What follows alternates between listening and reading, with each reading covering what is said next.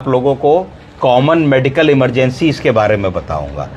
अगर आप हॉस्पिटल में ड्यूटी में हैं और एक व्यक्ति आपके पास आता है और आप उसकी शुगर नापते हैं और वो 600 कुछ निकलती है, तो आप कैसे डील करने वाले हैं? जल्दी से बताइए, हाथ उठाइए, कौन बताएगा? इंसुलिन लगाएंगे। कितनी लगा देंगे? सर 6 से 8 यूनिट नहीं 300 सर 15। सबसे पहले अगर हम इमरजेंसी देख रहे हैं और हमारे पास मरीज आता है जिसकी शुगर अगर ज़्यादा है, तो हम समझेंगे कि उसको हाइपरग्लाइसीमिया हो रहा है और हिस्ट्री लेके जानने की कोशिश करेंगे कि मरीज को डायबिटीज़ है कि नहीं है, तो कितने सालों से है, वो क्या दवा खाते थे, गोली खाते थे कि इंसुलिन पे थे, आज उन्होंने अपनी गोली खाई है कि नहीं, आज उन्होंने अपनी इंसुलिन लगाई है कि नहीं। इतनी हिस्ट्री हम लोग 10, 20, 30 सेकंड में ज़रूर पूछ लेंगे। उसके बाद फिर हम सोचेंगे कि अगर एक मरीज़ ऐसा आया है जिसको शुगर बहुत ज़्यादा है, तो एक शुगर का कॉम्प्लिकेशन होता है जिसको डायबिटिक कीटोएसिडोसिस कहते हैं। क्या कहते हैं? डायबिटिक कीटो DKA। वो तो नहीं है तो तुरंत हम उसके यूरिन में कीटोन्स की जांच को भी भेज देंगे और उसको हम देखेंगे कि शुगर 600 अगर है, तो हम लोग तो यहाँ पे ऐसा करते हैं कि एक हम 10 मिनट बाद एक उसको रिंगर लैक्टेट या उसको नॉर्मल सलाइन धीरे से लगा दी, एक IV एक्सेस ले लिया, एक 10 मिनट बाद दूसरे सोर्स से शुगर को एक बार क्रॉस चेक कर लेते हैं। क्योंकि कई बार एक ऐसी मिस्टेक होती है कि शुगर गलती से ज़्यादा आ जाती है। गलती से ज़्यादा कैसे आ सकती है? अगर मानो कि एक मरीज़ है, वो घर में जो है उसको एक रसगुल्ला दे दिया गया, पकड़ने के लिए मिठाई दे दी गई और उसने हाथ नहीं धोया, तो तुमने प्रिक किया, तो उस पॉइंट पे अगर ब्लड आएगा तो कंटामिनेट होकर के शुगर ज़्यादा आ जाएगी। तो एक सेकेंड हाफ से भी 2 मिनट बाद शुगर चेक कर लो। अगर दोनों रीडिंग्स तुम्हारी कोइंसाइड कर रही हैं, तो फिर तुम हाइपरग्लाइसीमिया के लक्षण पूछोगे। भाई हाइपरग्लाइसीमिया के लक्षण क्या है? प्यास बहुत लग रही है, वजन कम हो रहा है, पेशाब बार बार जा रहे हैं, तो ये सारे सिम्टम्स अगर वो बताते हैं कि हाँ हम ये कर रहे हैं, तो फिर इसका मतलब तुम्हें कन्फर्मेशन हो जाएगी कि भाई ऐसी प्रॉब्लम है। तब इसको मैनेज करने के तुम्हारे पास 2 तरीके होंगे। एक होगा कि तुम शॉर्ट एक्टिंग इंसुलिन से मैनेज करो, और दूसरा होगा कि लॉन्ग एक्टिंग यूनिट से मैनेज करो, और तीसरा होगा कि प्रीमिक्स इंसुलिन से मैनेज करो जिसमें लॉन्ग और शॉर्ट मिला दो। बेस्ट होगा ऐसी सिचुएशन में कि तुम शॉर्ट एक्टिंग इंसुलिन पकड़ो। अब शॉर्ट एक्टिंग इंसुलिन जो है वो कैसे लगाओगे? किसी भी इंसुलिन को लगाने के 3 रूट बने। कौन कौन से? सबसे पहला इंट्रामस्कुलर, दूसरा इंट्रावेनस, तीसरा सबक्यूटेनियस। अब तीनों रूटों में क्या फ़र्क है बताओ? अब बताओ कि सबक्यूटेनियस और इंट्रामस्कुलर तो एक ही जैसे हो गए, और इंट्रावेनस और सबक्यूटेनियस में क्या फ़र्क है? इंट्रावेनस वेन्स में लगाते हैं और जो आईवी होता है उसको हम लोग ब्लड वेसल्स में देते हैं, और जो सबक्यूटेनियस होता है उसमें सबक्यूटेनियस टिश्यू में। कभी आपने सुना है कि इंसुलिन IV दी जाए?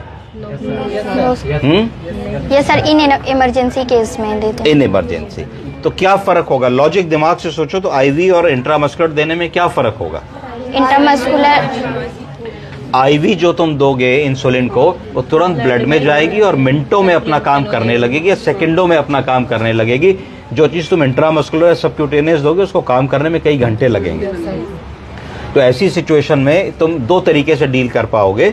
तुम एक तो ये कर सकते हो कि अगर तुम्हारे पास ICU का इंफ्रास्ट्रक्चर नहीं है, इन्फ्यूजन पंप नहीं है, मिस्टेक ना हो, तो तुम ऐसा करोगे कि 4-4 यूनिट रेगुलर इंसुलिन TDS लिख दोगे। क्या करोगे? कि साहब हर 4-4 घंटे बाद, 6-6 घंटे बाद सिस्टर चेक करेंगी कि कितनी इसकी शुगर आ रही है, और अभी 4-5 यूनिट हमने लगा दी। और फिर 4-4 घंटे बाद देख करके, और जैसे ही शुगर 200 या उससे कम आएगी तो फिर डॉक्टर को हम इन्फॉर्म करेंगे। तो ये एक तरीका होगा इमरजेंसी में आपको उसको डील करने का।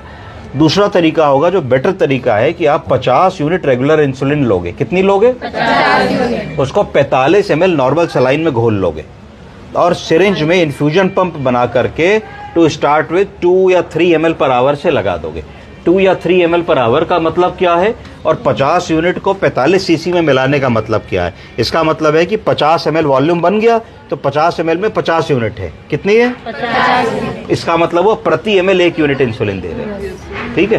तो अगर मान लो मरीज तुम्हारा इंसुलिन पे था और उसने इंसुलिन अपनी मिस की है, तो तुम मोटा मोटा पूछ सकते हो, बाबूजी कितनी इंसुलिन लेते थे? तो बताएंगे बेटे सुबह नाश्ते से पहले 12 बताई गई थी और रात के खाने से पहले 20 बताई गई थी। तो कितनी हो गई? 32। तो तुम्हें मेंटली तुम्हें पता लगा कहीं ना कहीं से दिमाग में कि भाई ये 32 यूनिट इंसुलिन पे व्यक्ति था। तो इसका मतलब दिन में 24 घंटे होते हैं। तो अगर मैं इसको 2 ml पर आवर दे रहा हूं तो मतलब 2 यूनिट पर आवर जा रही है, इसका मतलब 24 घंटे में 48 यूनिट जाने वाली है। तो इसका मतलब इसकी खपत वैसे तो 1.5 ml की है, 1.5 ml करीब दोगे तो तुम करीब 35 यूनिट देने वाले हो, पर क्योंकि शुगर ज्यादा है तो तुम 2 ml से भी चांस ले सकते हो। और 4-4 घंटे बाद, 5-5 घंटे बाद शुगर को चेक करते रहोगे जब तक शुगर तुम्हारी नॉर्मल ना आ जाए।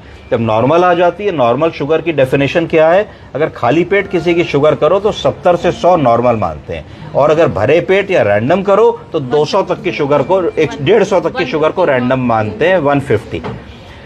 जब मरीज अस्पताल में भर्ती होता है और ड्रिप्स पे चल रहा होता है तो उसकी फास्टिंग शुगर की वैल्यू नहीं होती है, क्योंकि थोड़ी थोड़ी देर में हम ड्रिप दे रहे होते हैं, इंजेक्शन दे रहे होते हैं, किसी को राइस ट्यूब फीड दे रहे होते हैं, तो उसको रैंडम ही माना जाता है। तो अस्पताल की शुगर को रैंडम मानो और 150 शुगर को अपना बेस बना करके चलो। दूसरा जो एक तरीका है उसको कहते हैं स्लाइडिंग स्केल मेथड। क्या कहते हैं? स्लाइडिंग स्केल में। स्लाइडिंग स्केल मेथड का मतलब ये होता है कि अगर हमारी शुगर की वैल्यू अप टू 150 है, कितनी? अप टू 150, तो हम कोई इंसुलिन नहीं लगाएंगे। अगर 150 से 200 है तो हम 2 या 3 यूनिट इंसुलिन लगाएंगे। अगर 200 से 250 है तो 5 यूनिट लगाएंगे। अगर 250 से 300 है तो 7 यूनिट लगाएंगे। अगर 300 से 350 है तो 8 लगाएंगे, और अगर उससे भी ज्यादा है तो 10 लगा देंगे। तो ये स्लाइडिंग स्केल होता है। पर स्लाइडिंग स्केल पे भरोसा करो, परंतु ये भी सोच करके चलो कि हर इंडिविजुअल आदमी का जो रिस्पॉन्स है वो इंडिविजुअलाइज्ड होता है। किसी आदमी में 4-5 यूनिट इंसुलिन लगाने से हाइपोग्लाइसीमिया नहीं हो सकता है, और किसी आदमी में हाइपोग्लाइसीमिया हो सकता है ना। तो इसको मेटिकुलसली देखना है। हाइपोग्लाइसीमिया अगर होने लगेगा ऐसे मरीज में तो कैसे पता लगाओगे? तुरंत तो तुम देखोगे कि उसकी खाल ठंडी पड़ने लगेगी, कोल्ड एंड कामी स्किन होने लगेगा, उसका रेस्पिरेटरी रेट थोड़ा सा कम होने लगेगा, ब्रीदिंग शेलो होने लगेगी, कॉन्शियसनेस कम होने लगेगी, पल्स थ्रेडी होने लगेगी, चेतनता कम हो जाएगी। तुम कहोगे जीव दिखाइए, नाम बताइए, तो मरीज डाउन होने लगेगा। तो तुरंत समझ जाओ भाई अभी आया था, बोल रहा था, हमने अभी इंसुलिन लगाई है, ऐसा हुआ है, तो तुरंत शुगर फिर से चेक करनी है। अगर शुगर 80-90 आती है, 70-40 आती है, तो इसका मतलब हाइपोग्लाइसीमिया हो गया है, तुरंत इंसुलिन रोकनी है और 25% ग्लूकोज लगाना है। और एक और इंजेक्शन होता है, इंट्रामस्कुलर लगाते हैं ग्लूकोज का, जहां पे आईवी एक्सेस नहीं मिलता है, उसको क्या कहते हैं? ग्लूकागॉन। ग्लूकागॉन। तो जो भी मरीज को डायबिटीज की बीमारी है और घर में इंसुलिन बताया जाता है तो उसको आपको बताना है कि ग्लूकागॉन का इंट्रामस्कुलर इंजेक्शन रखिए।